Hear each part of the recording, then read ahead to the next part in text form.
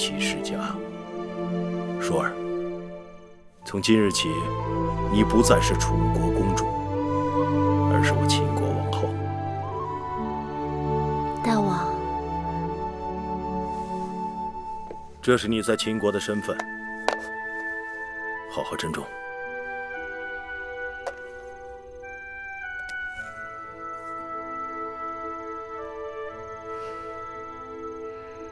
大王恕罪，除了这玉玺，臣妾还有一物，看得更为珍重。是什么？是大王对臣妾的真心。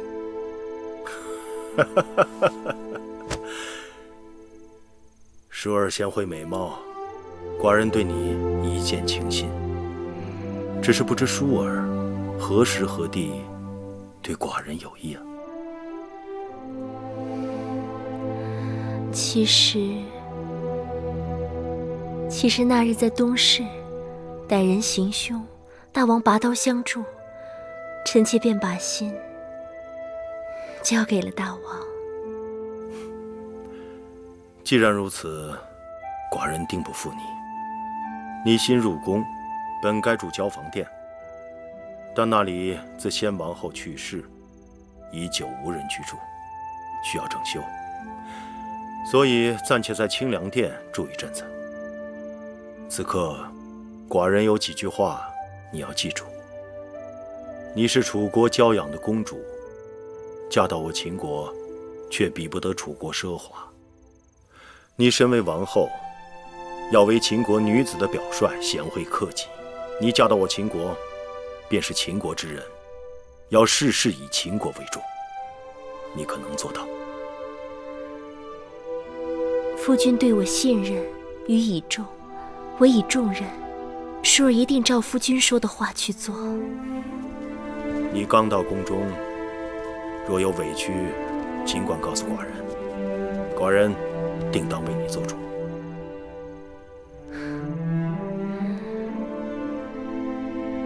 臣妾一来就掌管后宫，说不定会招人嫉恨。寡人最讨厌后宫妇人之间那些小肚鸡肠、狐媚妖宠、勾心斗角的事情。我的舒儿高雅脱俗，定不会像他们那些人一样，让他们知难而退就行了。臣妾一定照着大王说的话去做。从今以后，寡人就将后宫交给你了。秦国立国数百年，我的王后必是一个贤惠的王后。寡人淡漠色相，秦国的后宫一直都很清静。如今列国纷争，你死我活，朝堂上的事已经让寡人非常劳心。望舒儿能给寡人一个和睦的后宫，舒儿可能做到。臣妾定不让大王受后宫纷扰。寡人就知道没有娶错王后。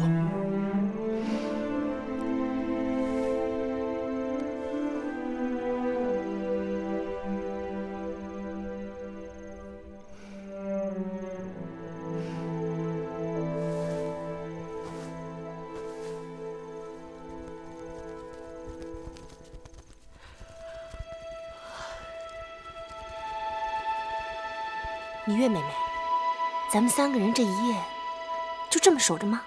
嘘。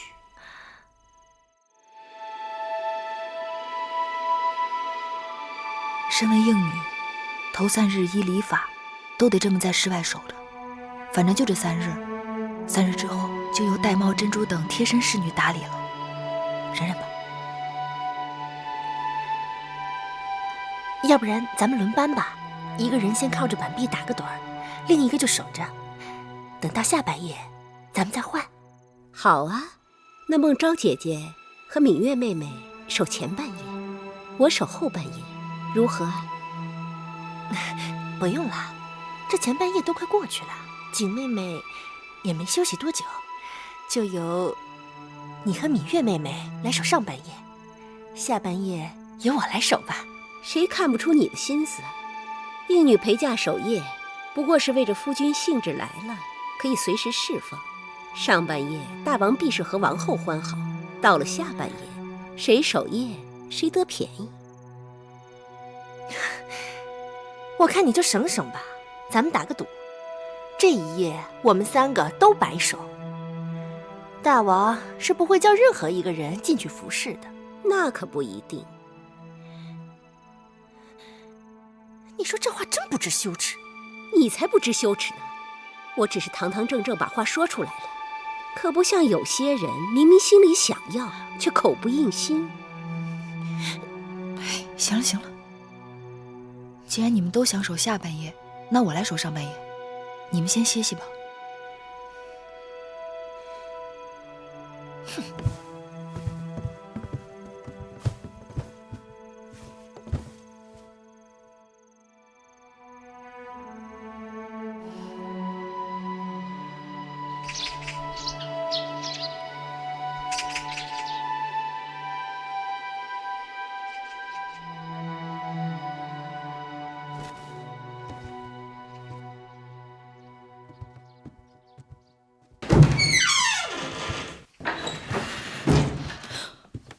大王，大王您醒了。王后还在睡觉，别吵醒她。大王可要更衣洗漱？奴婢这就去叫人。不必了。母亲，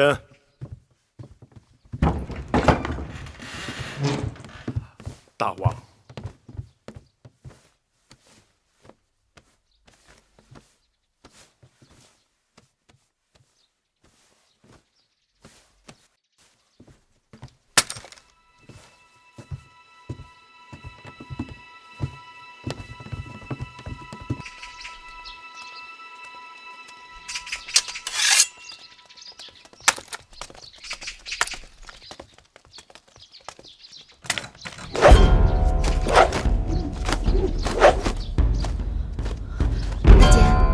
这是大王历来是4更习武，5更上阵。可这是大王大婚呐！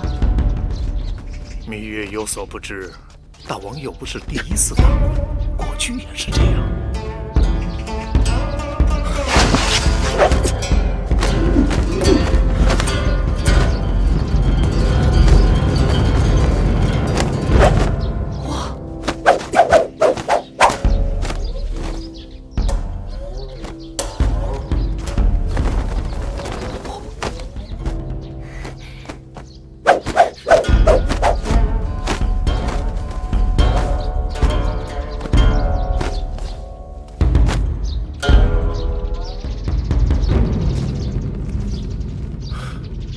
母亲，在。盾牌。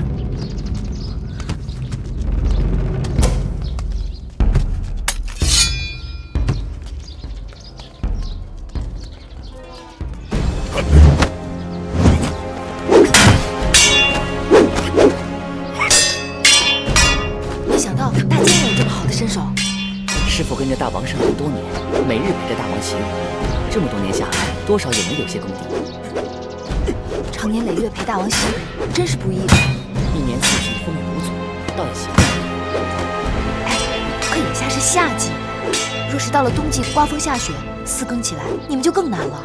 这大王都不难，我们做下人的有何之难？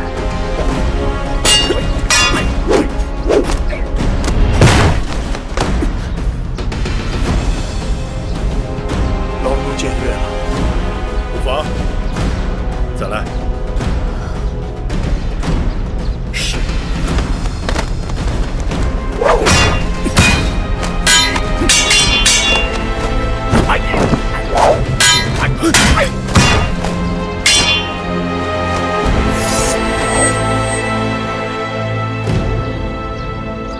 大王，母亲，更衣。是。大王的武艺真是炉火纯青，让臣妾大开眼界。大王真是有万夫不当之勇，静如处子，勇如猛虎。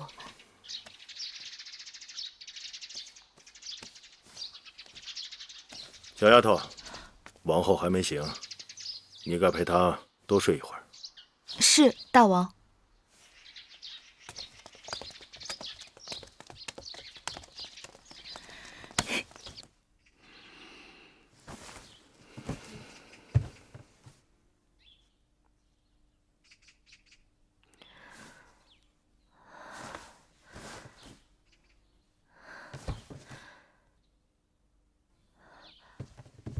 儿，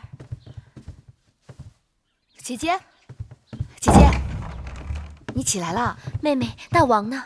大王去哪儿了？大王4更起床练剑，此刻去洗漱更衣了。那妹妹怎么不叫醒我？大王体贴，说让你多睡一会儿。来到咸阳，嫁入秦宫，按理说我该心满意足，但我心里却更是七上八下的。昨日本想与大王说及无关有人下毒之事，但显然大王不喜后宫有人明争暗斗，只好忍了下来。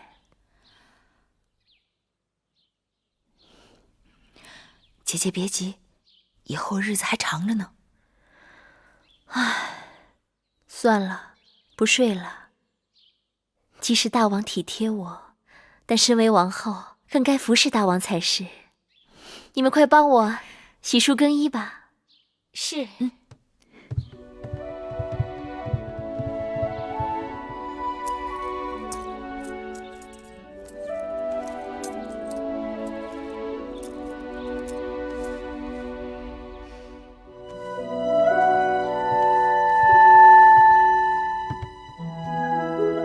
大王，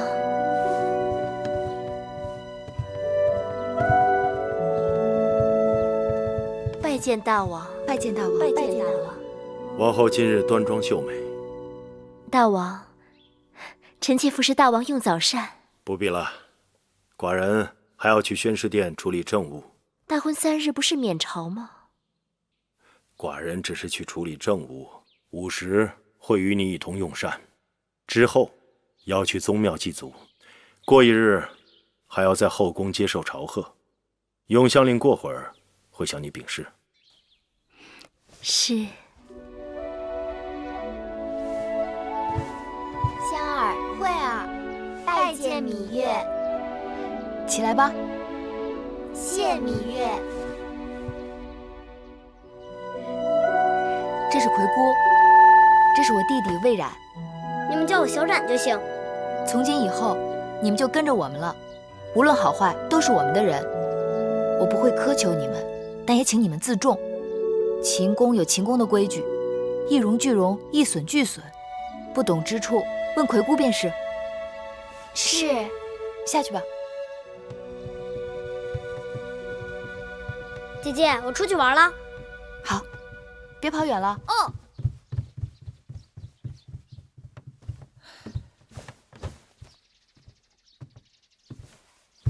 葵姑心里一定怪我。从楚国陪嫁过来的侍女还有不少，为何专挑这2个少不更事的来做贴身丫头？这次进秦宫，你定要选这个最偏远的小院子住。我由着你，你自小在宫里吃苦，不习惯人伺候，我也觉得人多口杂，手下够指派的就行。但这里是宫廷，你是楚国公主，身边人总该伶俐管用些。伶俐管用自然是好，忠厚老实更重要。年龄大的侍女都是被调教过的，这楚宫里面尔虞我诈，大约学会了不少。所以我挑人，只要一条，就是心里头干净。做事情拙，我可以教他，但做人拙，你是教不好的。说是朝贺新王后，但魏夫人他们肯定是有备而来。妹妹查了查，这前朝后宫简直就是魏国人的天下。魏夫人是先王后的妹妹，魏少氏又是魏夫人的族妹，大王的长子公子嬴华是魏夫人的独子，连那大良造公孙衍也是魏国人。妹妹快把那些有封号的嫔妃都跟我说说。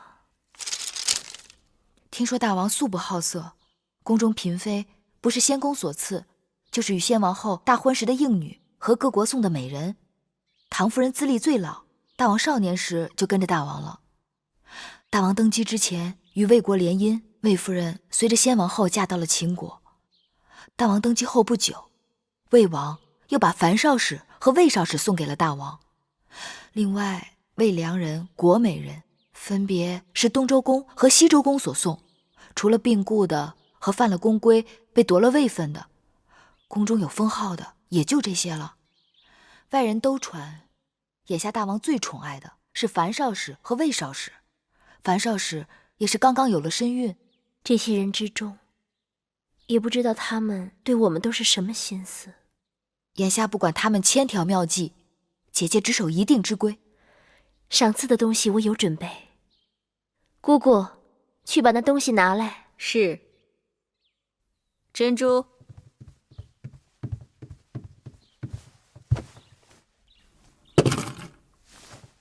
大鸡一对，手镯一对，簪钗一对，这些都是打算赏给魏夫人的。因为先王后去世后，魏夫人一直有掌管后宫之名，而且她的儿子嬴华又是大王的长子，所以赏赐之分也应当要重一些。这样不妥。眼下姐姐已经是秦国的新王后了，而魏夫人也已不再是主持后宫之人。她的东西若是比别人多，定会让人猜测姐姐对她有所倚重，更是有所畏惧。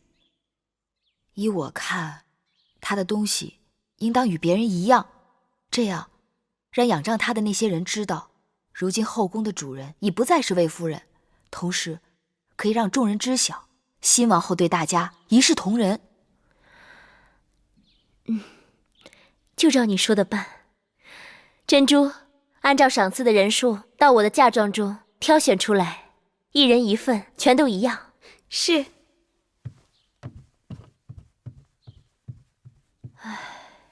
大婚当日，魏夫人话里话外都颇为挑衅，算是公开与我为敌。但其他人，我心里无数。听说那个国美人艳冠后宫，当年入宫3日，就被大王封为了美人。宫中永远不缺美人，姐姐不必惧她，倒可以好好安慰她。至于那些相貌平平、头脑却不平平的人，姐姐倒是要好好留意。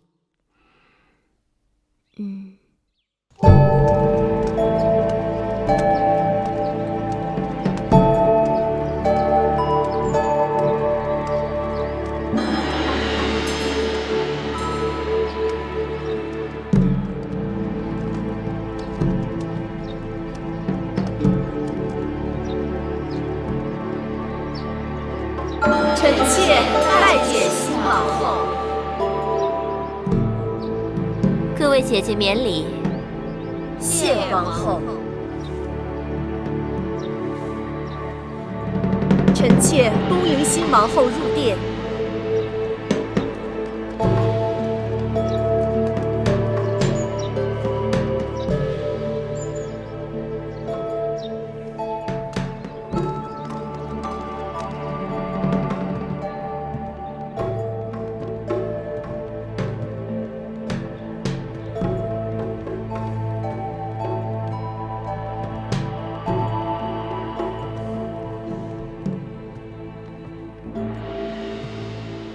这交房殿雄宏巍峨，但这陈设未免过于简朴了。这殿里的一草一木，都是当年我姐姐先王后亲手安顿的。我姐姐就是先王后去了以后，这里的一切都是按照她在世时的摆设，丝毫没有改变。就连每日熏的香，都是她最喜欢的千蕊香。今日新王后在这儿，臣妾恍惚觉得我姐姐并没有离去。据说，当年我姐姐出入宫受朝拜，穿的也是同样的敌衣，站在同样的位置上。唉，真是物是人非，让人唏嘘不已呀。魏夫人定是糊涂了。今日本该魏夫人带领后宫众人朝拜新王后，但魏夫人好像打算带着众人祭祀你那过世的姐姐。哎呦，罪过罪过！芈月不提醒，臣妾还真是差点忘了自己的本分，竟说些不着边际的话了。这时辰是该臣妾率众姐妹拜见新王后了。那好，今日初见几位姐姐，不知该如何称呼。魏夫人昔日主持后宫，那就由你来引荐吧。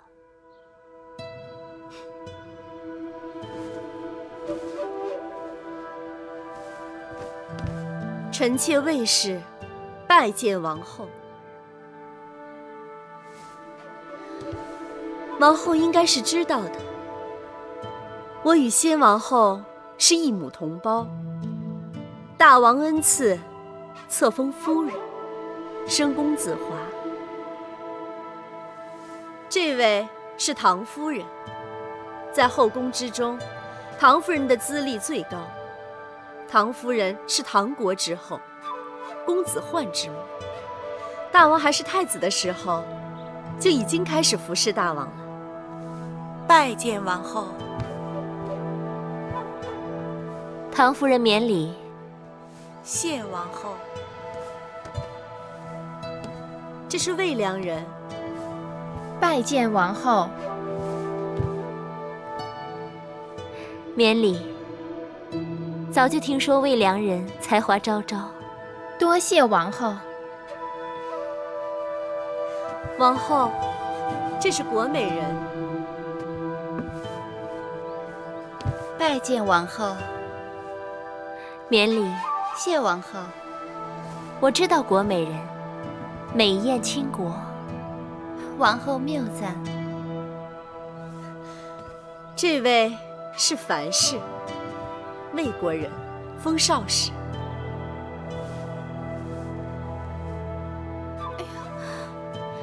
樊少使，快免礼。你既然有身孕，从今以后见到我，不必再那么多繁文缛节的。谢王后。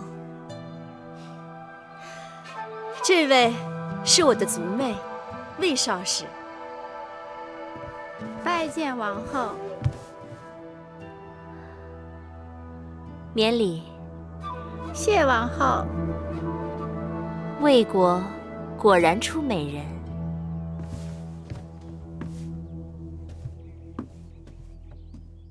好了，这是我的几个妹妹，也来见过各位姐姐。这是芈月，是我同父的妹妹。王后的亲妹子才是人才出众呢，我们姐妹都领教过了。这是孟昭氏，是楚国令尹昭阳的亲侄女儿。这是景氏，她的族兄就是景差。景差善赋，列国皆知。玳瑁姑姑，把东西端上来。是。今日与众姐妹初次见面，每人姬钗一对，镯子一对，簪耳一副，锦缎2匹，诸公子书简一卷，笔墨刀砚一副。谢王后。谢王后赏赐，只是魏夫人和我们众姐妹的赏赐一样多，实在是不妥。有何不妥？王后初来乍到，恐怕不太清楚这其中的缘由。魏夫人主持后宫多年，不管是先王后在世时，还是大王平日里赏赐，魏姐姐都和我们众姐妹绝非一样。那照着魏少使的心思，这赏赐的该多了，还是该少了？这多少，当然是由大王和王后随意。这话就对了，多与少都是大王和王后随意，而不是别人讨要的。所以，今日的见面礼，没什么不妥的。王后与众姐妹寒暄多时，一定口渴了。来人，敬茶。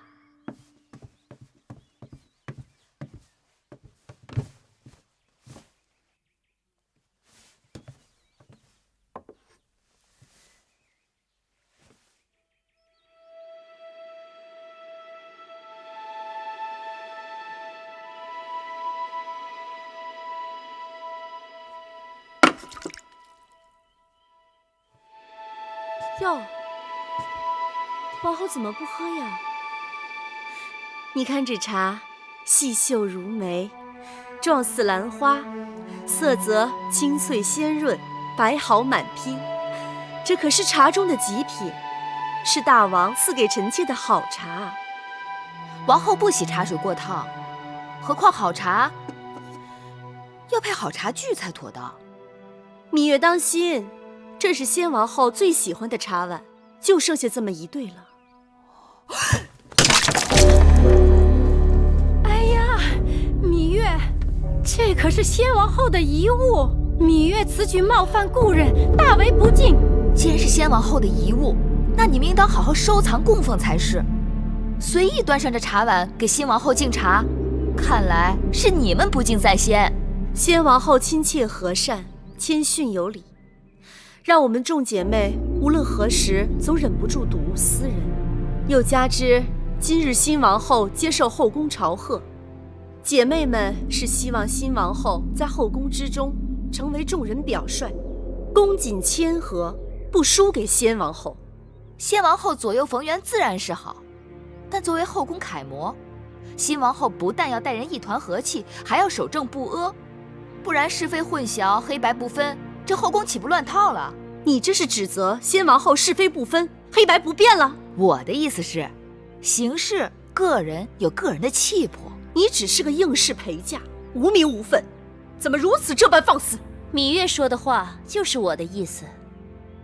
魏夫人是要与我论名分吗？臣妾不敢，臣妾只是觉得这是先王后留下的遗物，就这么损坏了，只怕得有个说法。既然是遗物，就不该拿出来随便乱用。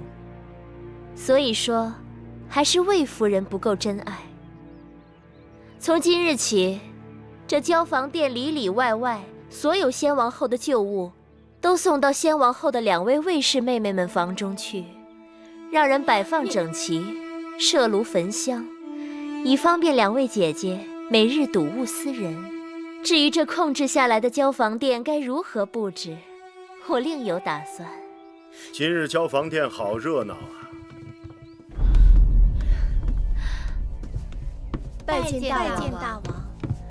大王，寡人知道今日你们姐妹相见，看起来你们都相处得很和睦。大王，各位姐妹都颇为热诚，让臣妾感动不已。如此，寡人就放心了。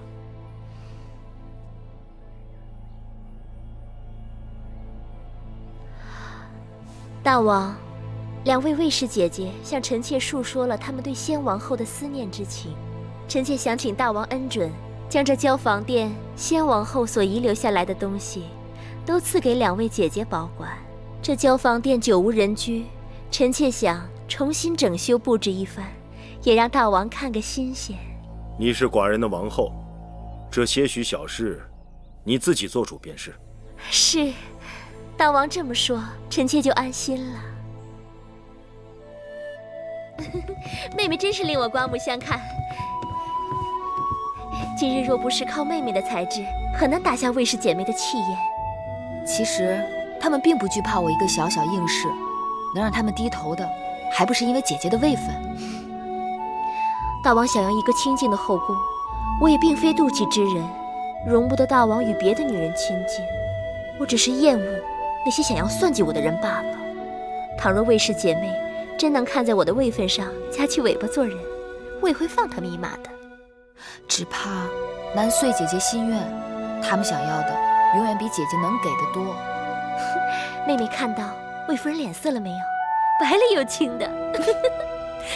魏夫人在后宫经营这么多年，今日大约也是轻视了姐姐，才会措手不及。以后日子还长着呢。我一想到交房殿大小物件都要搬到魏夫人和魏少使的殿中去，我就忍不住想笑。永香莲给我列了个清单，大小物件有上百件呢，车子运过去得好大一堆。魏夫人和她的族妹妹，面对他们谦逊有礼的先王后，大约要好好哭一场才是。姐姐的法子果真有用。我打算过几日再去他们房中查一查。假若少一件东西都不依他们，他们若敢不把那些废物当宝贝供起来，我定要治他们一个大不敬之罪。只是光出一口恶气还不够，还需要细心找出他们陷害姐姐的证据，才能向大王出手，铲除祸根，不留后患。妹妹，姐姐还有一个心思。环顾着秦宫，色彩沉闷，布置单调，说好听了是朴实无华，说不好听是熬青手淡。姐姐想，也让这秦宫缤纷绚丽，有一点新气象。对，那姐姐不妨把楚国带来的丝绸锦缎给各宫的嫔妃们送些过去，再让宫里的缝纫绣娘给他们和他们的应试，以及他们身边的宫女们多做些新装。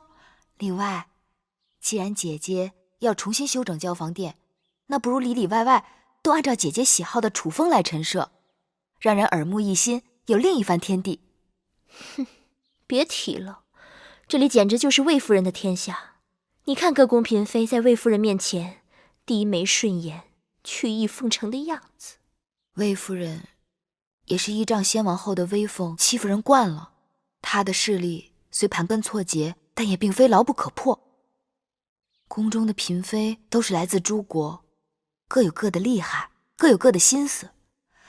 看模样，唐夫人应当是个老实人，魏良人虽眉眼精明，但言语却谨慎小心。姐姐，何不借着这些锦缎丝绸与他们多走动走动？妹妹说的有道理。王后，大王他一会儿就要来了。知道了。姐姐，那妹妹先走了。妹妹，我还有事要问你。你真的不愿意服侍大王？姐姐一定知道，庄子曾经说过一个故事。楚国有一只神龟，已死3000年。楚王以锦缎竹匣藏神龟于庙堂之上。你说对于这只神龟来讲，它是宁愿死后留下骨头让人珍藏，还是宁愿快乐地活在烂泥里？妹妹胸无大志，只想做一只泥土中的乌龟。望姐姐允许，3年之后，让我带着葵姑和小冉离开秦宫。人各有志，不可勉强。只是妹妹明珠暗投了。姐姐快些梳洗打扮吧，我先告退了。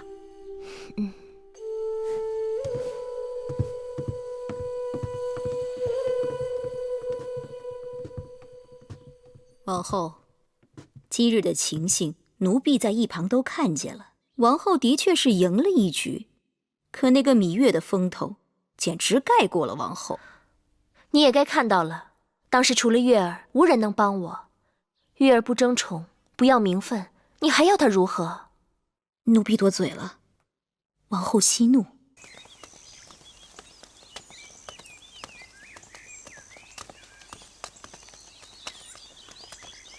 拜见大王。芈月，你这是往哪里去？王后允许臣妾住在会院，臣妾这是回房去。住得那么远，方便吗？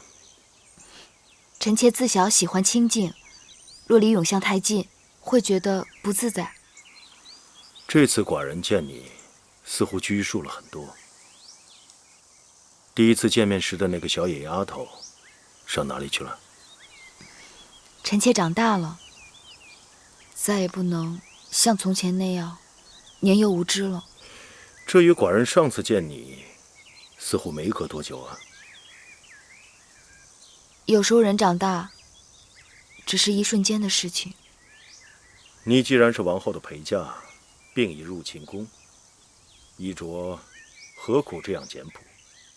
那日献武少司命，你的穿着可谓光彩照人。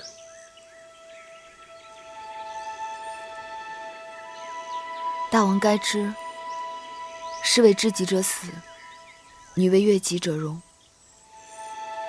皇公子虽不幸故去，但秦国还有许多好男儿。世上悦己容易，可知己难。说的也有道理。大王请。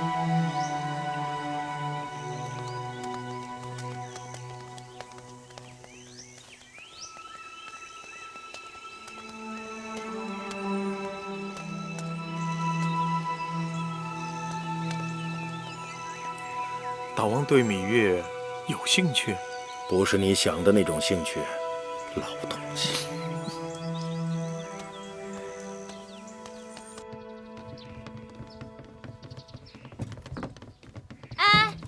别再往正殿里搬了，店里都已经放不下了。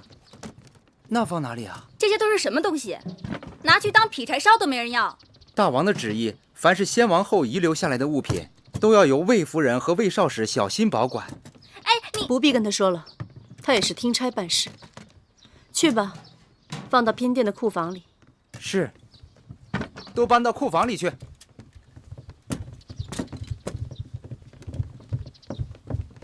姐姐，我那儿也一样，送了一大堆没用的废物，都堵在门口，连人都快进不去了。姐姐，他们真是欺人太甚了。是我们自己小觑了对手，作茧自缚。姐姐，那眼下咱们该怎么办呀？我让你叫的各宫嫔妃呢？我都叫了，他们一会儿就过来。哎呀，这都什么呀？你们看，你们看看，那几个处女真是太无礼了。姐妹们，我们可不能就这么忍气吞声的过去了。真是的，哎，我倒也罢了，谁叫我过去主持后宫呢？新王后不拿我立威，拿谁立威啊？倒是各位姐妹们，好心与王后亲近，却平白叫人羞辱了一场。可不是嘛，还不仅仅是王后，就连一个没名没分的应女，竟然都骑在我们头上，简直是无法无天。别的不说，我对各位姐妹可从来都是一视同仁的。这2日大家都看到了，往后这后宫之中，只怕处女当道，我们姐妹连站的地方都没有了。夫人说的有理，怎么能任他们这样欺辱我们？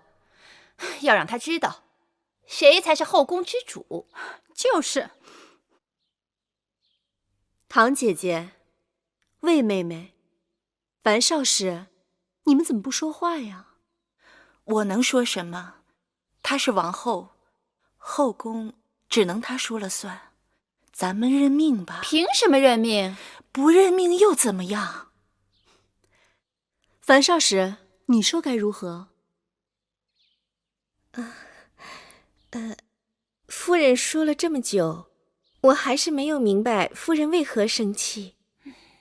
近日也不知是怎么了，身子乏得很，觉好像总有睡不够似的。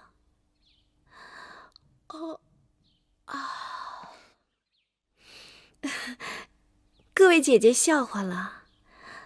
此刻我只想顺顺当当的把这孩子给生下来，以后也好有个依靠。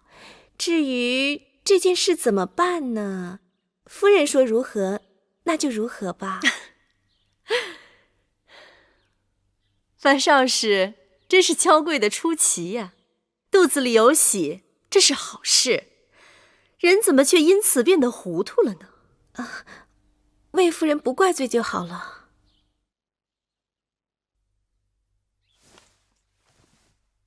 其实方才各位姐妹言重了，王后初来宫中，就算有什么不到的地方，我们也应当多提点着，才不负大王对我等姐妹的期望。哼，提点，明明是我们吃了亏，难道还要帮他？帮他也是帮自己，至于帮不帮，如何帮，还要看姐妹们各自的心思。哼，那照魏良人你的意思是要我们忍了？日后在这宫中，那我们岂不是要任人宰割了吗？刚才国美人和唐夫人也提到后宫谁做主，依我看，后宫是大王的后宫，自然只有大王做主。魏妹妹的意思是，姐姐想想，我说的话到底对还是不对？魏妹妹的话言之有理。来，给各位姐妹上茶。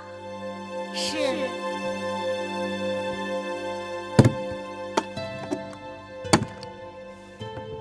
大监，这是我的一点心意。老奴无功受禄，实在是不敢当。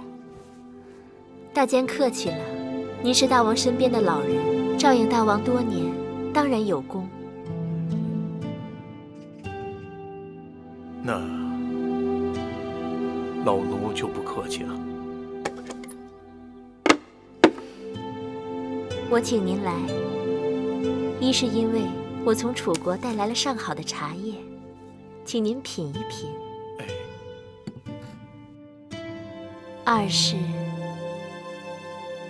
二是心中有些疑问，还望大监指点迷津。王后但说无妨。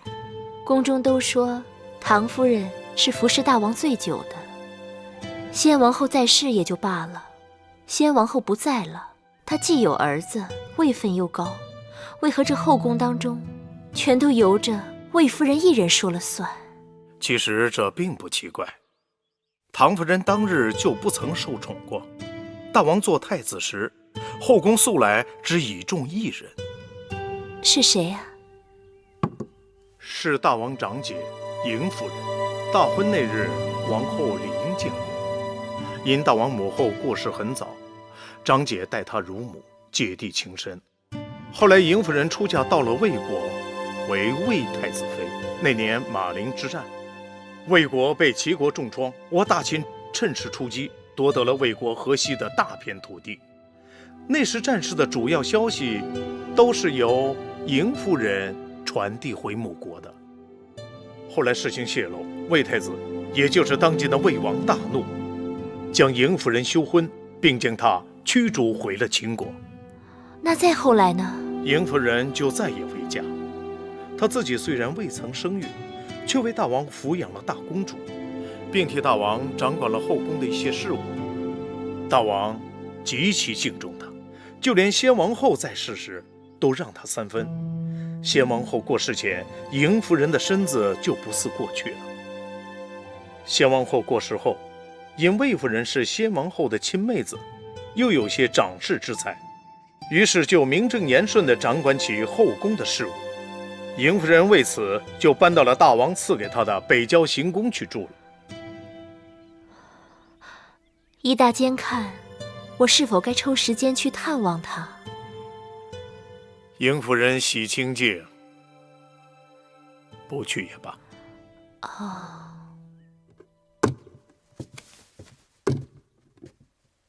夫人，雍大人来了。哦，让他进来吧。是。你下去吧。是。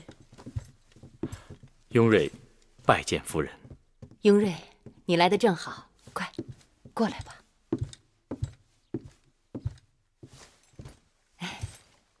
雍瑞，今年呀，我这梨子结得特别的好，一咬一口甜水儿，就是不耐放。我这正想着挑点大的给你送过去呢，你就来了。夫人，前一阵子大王大婚，宫里的事情实在是太多，我惦记着你，却又抽不出身来。你若是再不来呀，我真的要恼你了。所以夫人才要送礼给我。即便送梨，那也离不了。哎，洗洗再吃啊。雍瑞有负夫人。有你一日，我便高兴。你何苦要说这些呀？那新王后仿佛很得大王的欢心。新王后端庄温婉，不过我倒更看好她那个妹妹芈月。芈月，想起来了，大王大婚我见过她，那是个口齿伶俐的丫头。确实。魏夫人特地把我叫回来，定是有话要说。魏妹妹向来都是最聪明的，今后何去何从，还请妹妹帮姐姐拿个主意。姐姐这是做什么？你明明已处于不败之地，何须我来拿主意？妹妹不必多礼。妹妹，你此话怎讲？我说姐姐舍本逐末，跟那些黄毛丫头置什么嫌弃？她能盖过您的，无非就是名分。您若是能在名分上争回来，这后宫您说一句，强过她说100句。你这是什么意思？姐姐若能尽早将公子华立为太子，这后宫您还用争什么？不错，大王一向宠爱华儿。我若是姐姐，这时候就多听多看，静观其变才是最好的选择。可是大王明察秋毫，姐姐久掌公务，平平安安，从无差错。而新王后初入宫中，若有什么差池，大王以后会更看重谁？可是我就是咽不下这口气。大王要的是后宫风平浪静，谁扰了大王清静，大王就会嫌弃谁。姐姐真要对付他们，倒不如让他们以为姐姐甘心服输。老虎也有打瞌睡的时候。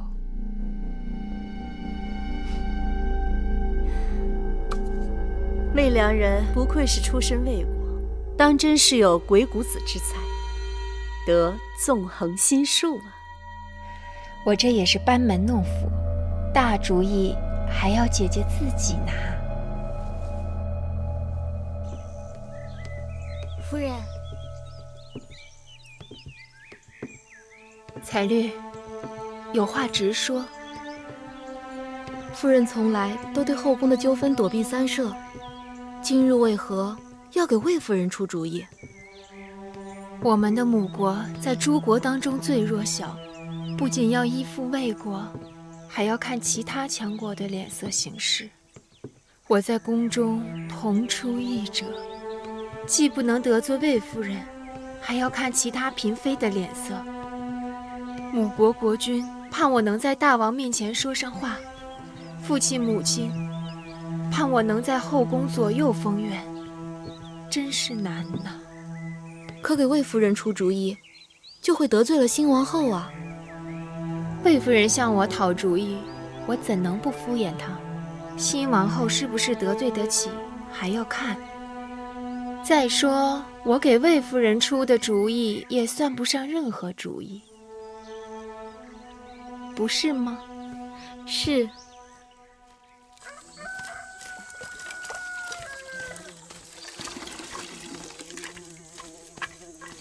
老婆子，哎，公子今日如何呀？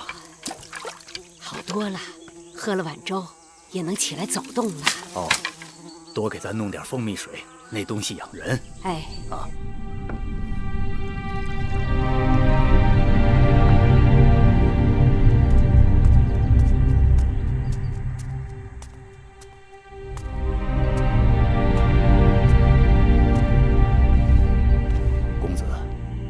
你身体还未痊愈，应当躺着，喝碗蜂蜜水吧。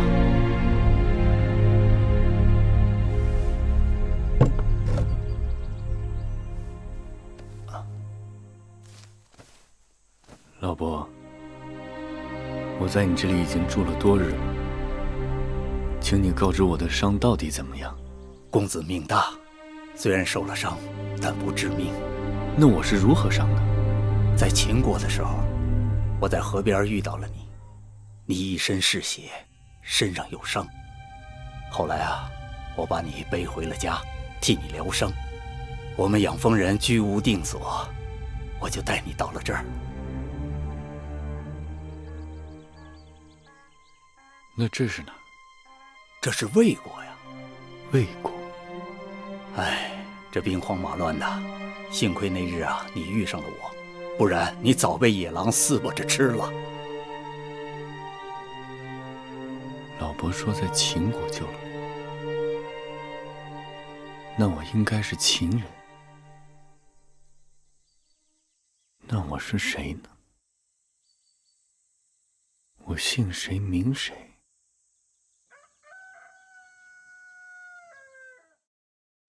夫人，这是夫人的父母亲让小人转交给夫人的信和礼物。小人送信已回，呈交通关符节。父亲母亲的身体可好？母国国君有何吩咐？两位贵人一切都好，只是念着夫人。如今列国多事，国君望夫人能够为母国多多周旋出力。我知道了。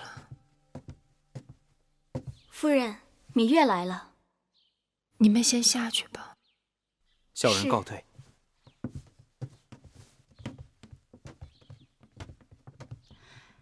魏良人，芈月，这是王后精心挑选了一些楚国上等的绸缎，给姐姐送来做衣裳，也是想让姐妹们给宫中添些颜色。王后真是有心了。芈月，快坐。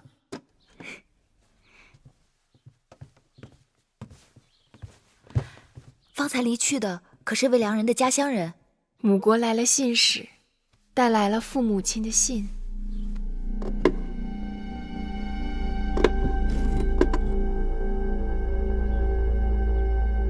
芈月，芈月，你怎么了？魏良人，这是什么？不认得这个？秦国城池关隘把守极严，如果有车船经过关隘，没有这种铜符节，都需要经过检验。若是有货物携带，还要纳征。后宫嫔妃来自各国，自然与母国有礼物往来，所以大王特赐我们每人1枚铜符节，以便出入关卡。这么说，后宫嫔妃手中每个人都有这铜符节了？低阶的嫔妃和应妾是没有的，原来只有魏夫人、唐夫人、国美人，还有我的手中有。去年大王分别给了魏少使和樊少使各1枚，如今王后手中应该也有1枚。有什么区别吗？芈月为何对此如此关心？我曾在义渠见过这符节。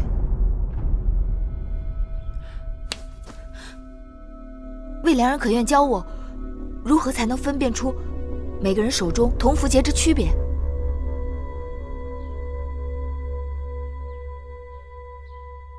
把符节给我。你不给我，我如何教你啊？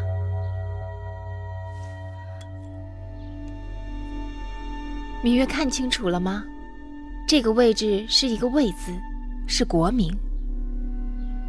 芈月，可记得你当初看到的铜符节这个位置上是一个什么字？我记不清了。芈月呀，这种事情你还是不要纠缠进去的好。为什么？这宫里是是非非，稍有不慎，就会给自己和身边的人招来祸患。所以在这宫里久了，有许多事不能说，也不能做，装聋作哑，才能明哲保身。我明白魏良人的意思，我一向做事恩怨分明，绝不会牵连他人。看来你还是不明白我的意思。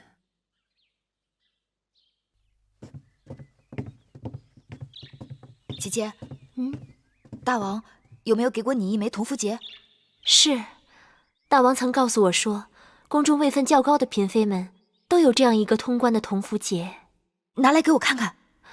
姑姑，去拿来。是。妹妹怎么想起这符节了？因为这符节就是宫里人和义渠人勾结的证据。有了这枚符节，追查那义渠人背后的主使就有眉目了。真的？妹妹快看看，是不是这个？没错，就是他。当日我被义渠人劫到义渠草原，在义渠人手里，我见过这东西，一模一样。有了证据就好了，你我可以直接去找大王陈情了。是啊。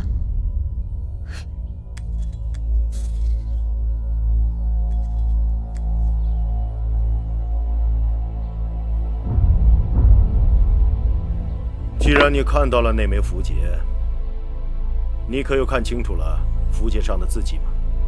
我当时没留意，若是知道这东西这么要紧，我一定想法子记个真切。大王，您要替臣妾做主。好了，寡人知道了，你们下去吧。是。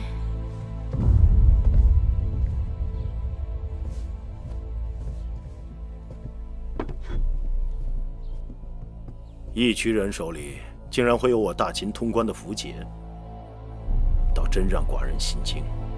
大秦的符节绝不会在普通人手里，要么是重臣，要么是后宫嫔妃。王后他们怀疑有人勾结一区人伏击车队是有道理的，但是这种事情铤而走险是要冒极大风险的，除非那人立令智昏了。新王后若出事，对谁最有好处？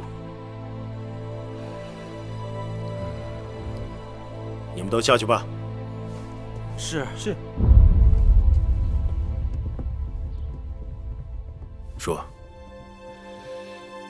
魏夫人，若是没有新王后，她是有可能被扶正的。魏夫人就算有此心思，也没这手段。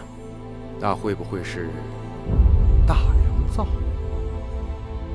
当初他就竭力反对与楚国联姻，这些年他又与魏夫人走得很近。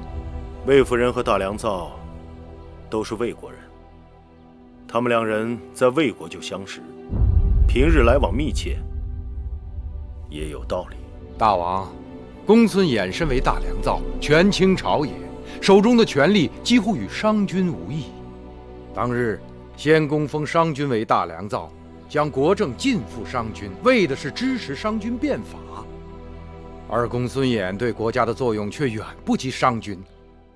虽然他也战功赫赫，但臣以为他身居大良造高位，倘若不能警惕自守，却勾连母国，甚至将手插进后宫之中，那这件事情就不得不防啊。楚离子，寡人明白你的心思，但公孙衍才华盖世，功勋累累，朝中军国大事均离不开公孙衍。寡人相信他对大秦的忠心。那这个案子，大王打算如何处置？先不要声张，等等再说吧。是。你们都找仔细了，打开箱子，仔细找找。是，夫人。放到哪儿了？到底放到哪儿了？哎呀，这如何是好？哎呀，这到底放在哪儿了？你到底放在哪儿了？啊！哎呀，在哪儿呢？哎呀，夫人，找到了，找到了！吓死我了！这个可千万放好了，切不可丢了。什么东西不可丢啦？姐姐，是你啊，吓我一跳。妹妹，你听没听说过有关符节的事情？怕什么？你的符节不在这儿吗？哎呀，亏得找着了。你说我到底带哪只啊？姐姐来的正好，快请坐。你快帮我看看，哪只钗更配我的新衣裳啊？妹妹生的国色天香，配什么都好看。总是这么说，听得我耳朵都起茧子了。哎，这是上次你母国送来的礼物吧？是啊，还是上次重阳我给父母亲送礼，母亲专门派人从母国送来的。妹妹真是孝顺，定是常送节礼回去吧？你不说我差点忘了，父亲的50岁寿辰快要到了，我得准备礼物让他们送过去。妹妹的同符节还在吗？自然还在。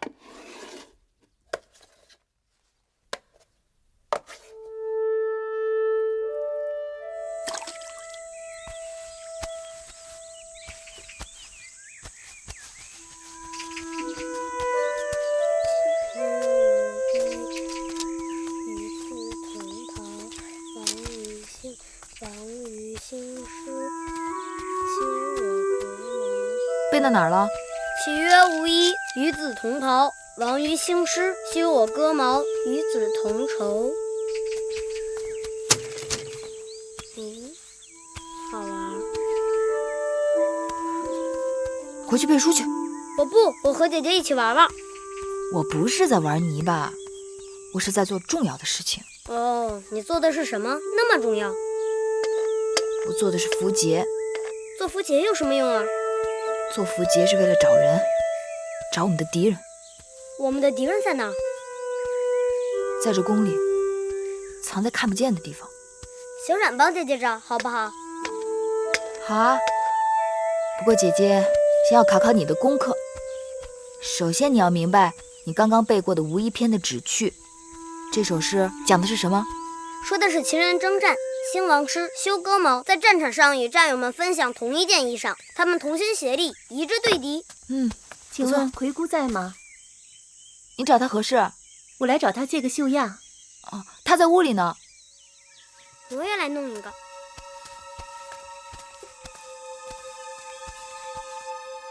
什么？符节？是啊，姐姐，妹妹刚才听下面人说，芈月正在后院里做符节。她还没完没了了。姐姐，她拿泥巴做符节什么意思？估计她是想用这种方法回忆起符节上写的什么字。姐姐，那可怎么办呢？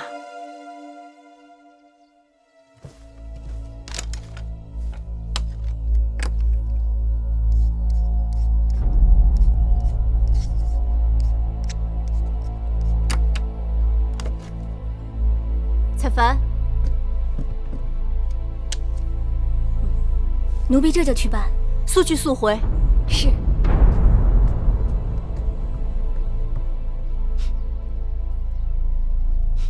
姐姐，你笑什么呀？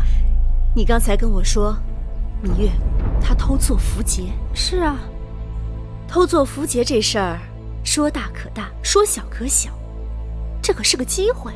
姐姐的意思是？我美人不是让你去她那儿看她新做的衣裳吗？是啊，你何不即刻就去？妹妹明白。魏良人，大监。魏良人近日很忙啊。大监也没闲着。年纪大了，赶不上年轻的时候耳目那么灵光了。大监说笑了，这宫里的哪件事儿能瞒过大监的眼睛？哦，那魏良人倒要跟老奴说说一两件了。大监定是知道，宫里这些日不少人为那同符节睡不着觉呢。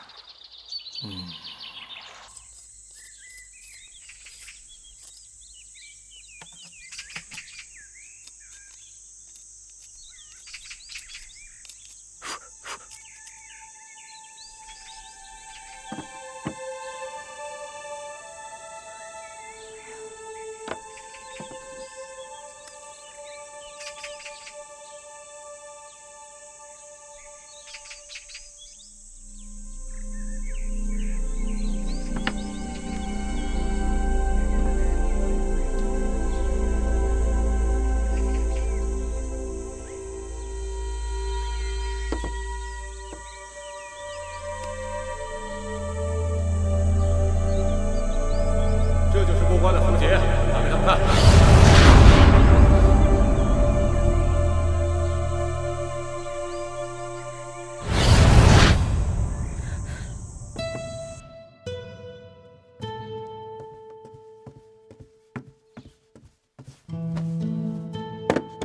王后，你都绣了一上午了，还是喝点热汤，吃点点心，歇歇吧。这件玄缎是大王在上元节祭祀时要穿的，我得赶着做出来。这些事情交给缝人绣娘来做就行了，王后何必把自己弄得如此辛苦？这是我给她做的第一件衣裳，从头到尾我都要亲手做。你说，她穿上这件衣裳，会不会记得我的心意？那是当然。王后，什么事啊？国美人来了。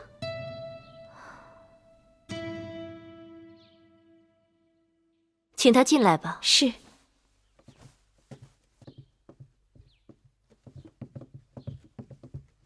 拜见王后。不必多礼。珍珠，赐座。是。不必了，王后。臣妾来这儿不是为了闲坐，而是为了帮助王后追查要案，整顿后宫纲纪的。哦。郭美人，请说。王后虽然刚刚开始主持后宫事务，但是宫中的规矩大约也是知晓。王后请看，这是何物？这是出入秦国城池和关隘的符节。进宫后，大王也给了我一枚。那王后一定明白，朝廷符节在秦国宫中是顶要紧的东西，私自授受他人，便是砍头之罪。当然。若有人私自制造符节呢？那是大逆不道，形同谋反，要受车裂之刑。但臣妾听说，竟然有人在宫中偷偷制造符节。王后难道不该秉公查处，查获此人，并告知大王，严惩不贷？私作符节，此事重大，你可有证据？臣妾若没有证据，怎敢轻易登王后的门槛呢？那你拿证据来给我看一看。若要看证据，只好委屈王后跟臣妾走一趟了。